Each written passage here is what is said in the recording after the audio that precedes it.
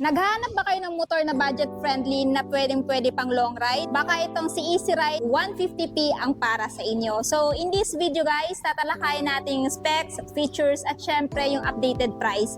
So, without further ado, let's start this video. Motorstar Easy Ride 150p. Alam kong maraming nag-aabang sa inyo na i-vlog ko tong scooter na to, and finally, eto na nga. So before muna ang lahat, dito na muna tayo sa kanyang technical specifications. Of course, this scooter is powered by 149.6cc to be exact, 4-stroke, air-cooled, overhead cam, at carb. Pagdating naman sa kanyang fuel tank, hindi ka na mabibitin sa long ride guys kasi meron siyang malaking fuel tank capacity na 10 liters at kaya niyang umabot up to 48 km per liter, pero it may vary pa rin guys sa throttle hobby ng driver. Pagdating naman sa timbang, dahil meron siyang magaan na timbang na 108 kilograms, kaya naman kahit lady rider ay kayang-kaya tong i-maneuver. So meron tong ibang color na available guys aside sa glossy black, meron din siyang blue, red, at white. Pero yung available dito sa Panabo City branch is color black. So dito tayo guys sa kanyang itsura. Pagdating sa looks niya guys, mahalin tulad mo siya doon sa isa din na brand which is si PCX 160, pero yung pinagkaiba nila guys, medyo ma-edgy yung kanyang headlight, no?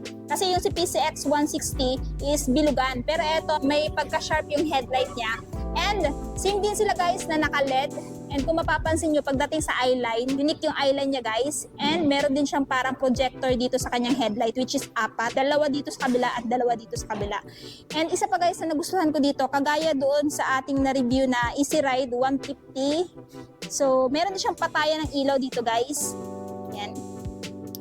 So for me, goods na goods yan. Nang sa ganon, mas makatipid kayo sa baterya. So pag halimbawa umaga, pwede nyo patayin yung ilaw. Pero pag kagabi, pwede mo nang i-on yung ilaw. O, diba? Next, dito guys, meron din siyang wind visor for better aerodynamics. Ayan. Tapos dito, meron siyang sticker na Motorstar, which is yung brand niya. Ayan. Tapos dito guys, ayan sa baba, ginamitan siya ng telescopic for suspension. Tapos dito, meron siyang sticker din na sport. Fender, napakaganda ng pagkakapaint guys, glossy na glossy yung datingan niya, no? So, telescopic fork suspension with single disc brake sa front, dual path piston brake caliper.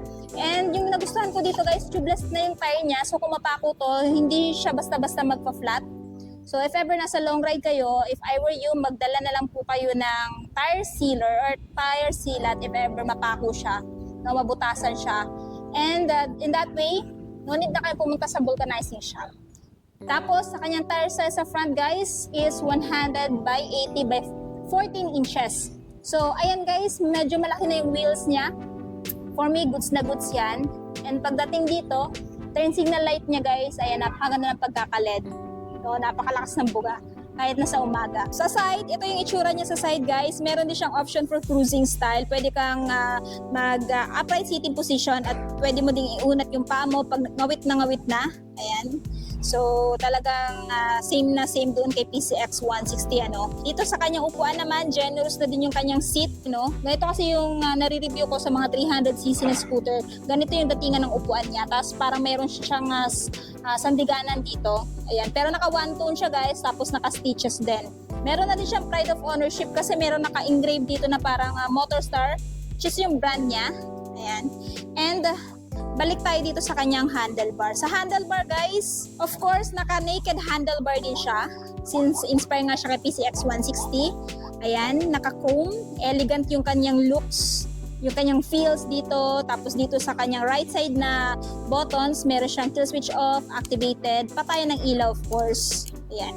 And electric start. Sa left side naman, meron siyang pass light, high beam, low beam. Uy, horn. Napakalakas ng buga ng horn niya guys. No need na kayong mag-upgrade. Tapos ito yung kanyang turn signal switch off. So ayun yung mga indicators guys. Visible na visible kahit nasa daytime. Ayan. Tapos pagdating sa dashboard, fully digital na din siya. Inverted siya guys. So meaning instead na white yung background, black yung background niya. Tapos yung mga information meron dito kagaya ng speedometer. Ayan. Tapos yung kanyang RPM, total ng tinakbo, voltmeter, ayan, gamit na gamit yan guys. If ever wala tong kickstart nang sa ganun dyan mo ma-check yung battery health ng motor na to. Time, at saka yung kanyang fuel. Meron ditong 2 buttons to worry about. So this one guys, pindutin natin. Ano ba? Trip, total, tsaka trip. Tapos kung gusto nyo naman mag-change ng time, pindutin nyo lang itong dalawang buttons na to. So, pagdating sa levers guys, naka-silver yung datingan. So premium na premium yung datingan niya dito guys. No? Elegant looks. And dito, ito yung kanyang key. May ilaw na din. So pagkagabi, hindi ka na parang bulag kung saan hawak ng key mo kasi may ilaw na siya. Gamit na gamit yan guys. Tapos narito yung kanyang fuel. Check natin guys yung fuel niya. No?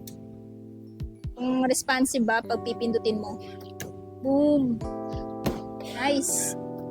Ayun no. Ganda din guys. Responsive din. Tapos sa seat, check natin yung seat.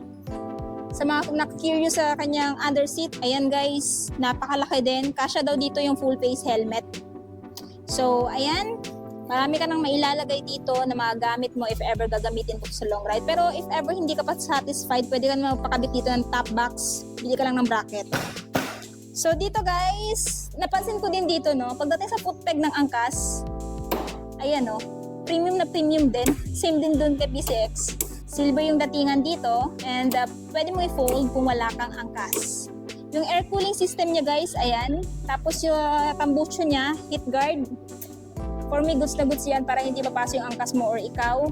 Suspension na ginamit, dual shock absorber with single disc. And meron din siyang mud guard dito. Ayan, pang-protect sa putik-putik if idadaan nyo to sa mapuputik na lugar. Tapos dito guys, naka-emblem na din siya ng Easy Ride 150P. Ayan yung pangalan niya. So, ayan, elegant yung pagkaka-emboss dito guys, no? Napaka-elegant na design. And i-check natin yung kanyang tail light. So, pagdating sa kanyang lights sa likod, ayan guys.